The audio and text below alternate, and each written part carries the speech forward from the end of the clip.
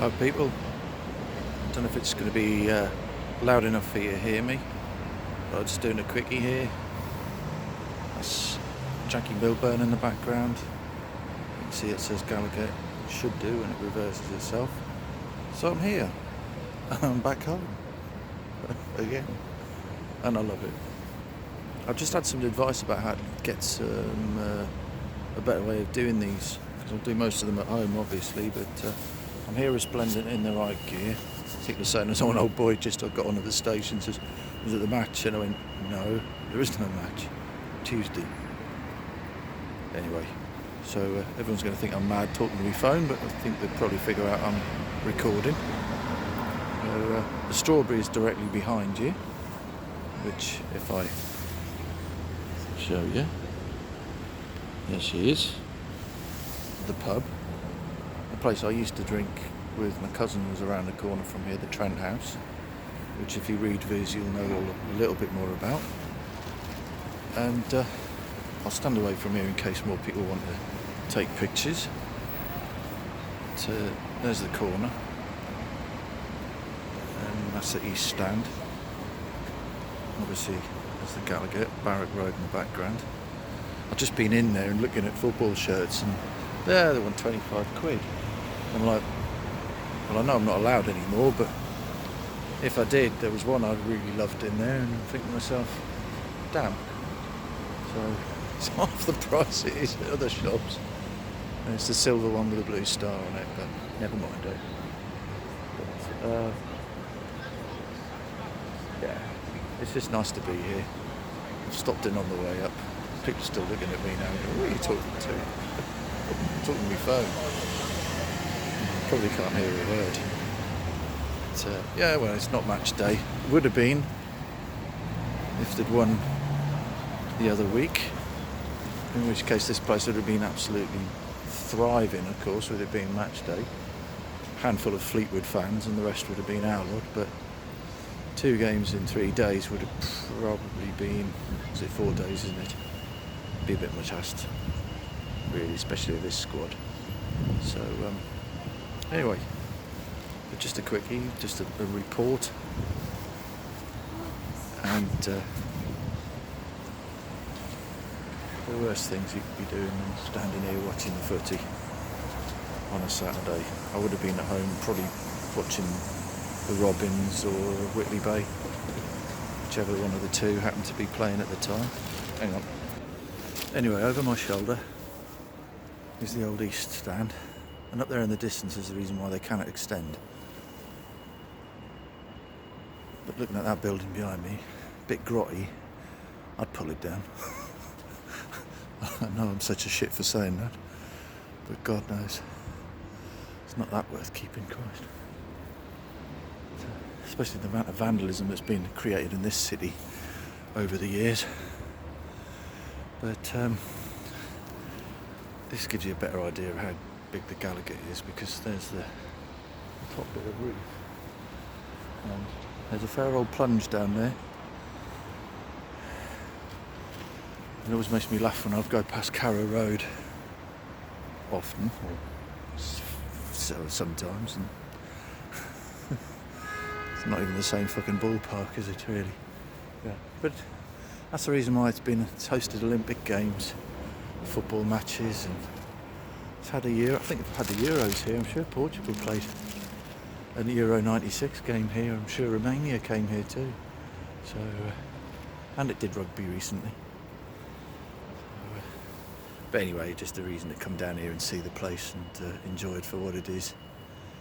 And yeah, canny. It's nice to be home, or feel like I'm home anyway. And if I can saunter over here quickly, certainly give a few little opinions on things. Anthony Gordon, whichever way, Anthony. I thought he was Scottish myself. Didn't matter to be honest with you, but a few years since we had a bloody Scot. Was Mark McGee the last one? I could be wrong. Anyway, there you go. That's the Gallagher. The drop down there's a bit high. I'm an acrophobic. Maybe we won't hang around here. Might fall like a dug egg. But there's your strawberry in the background.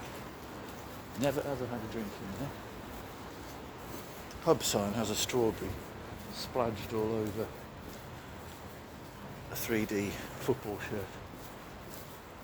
And it's a bit of a pilgrimage for me because I went into St James's first home game season, 1983?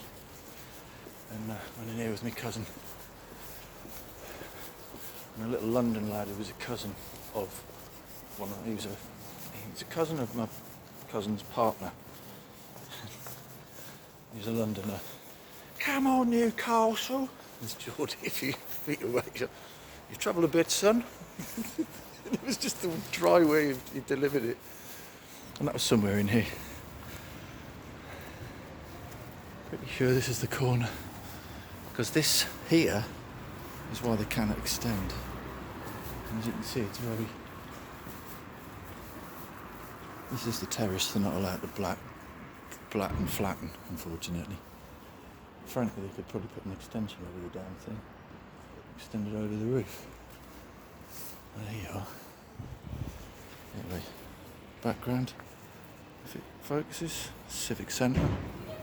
If I move my ear out the way, it's the Civic Centre. Anyway.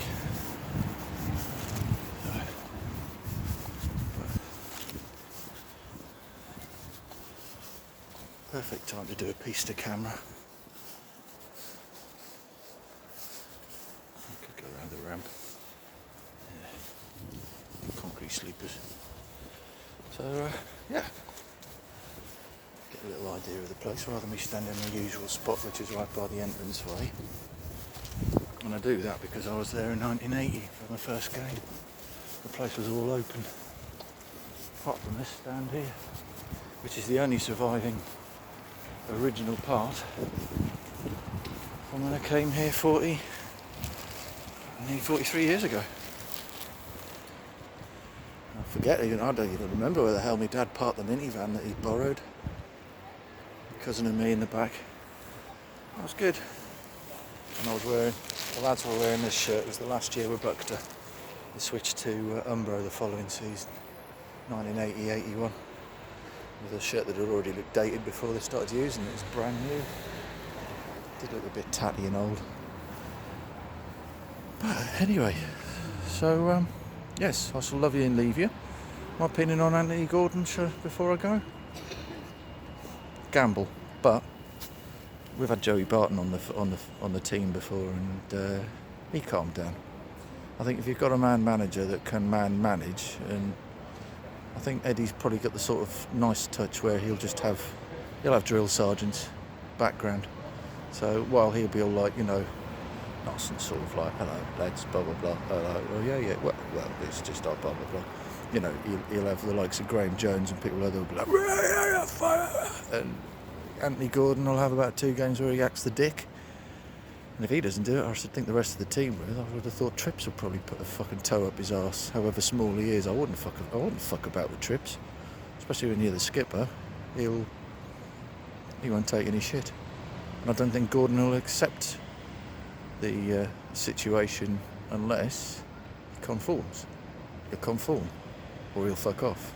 It's as easy as that. So that's the simple thing about him. If he proves himself within 3 or 4 games, he's exonerated, isn't he? I mean, as I said, if we've had Almiron and Joe Linton and the Pope have been absolutely clueless muppets because you've got a twat in charge of your club, when you've got somebody who actually knows how to manage, and the players start thinking, I don't know, maybe this is reflecting on me, the prima donnas that they can be sometimes, that's when you'll start seeing a difference.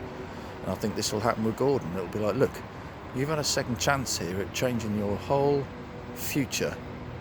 If this place is willing to offer you that thing there and the money we're willing to put up with, we want to see some fucking return.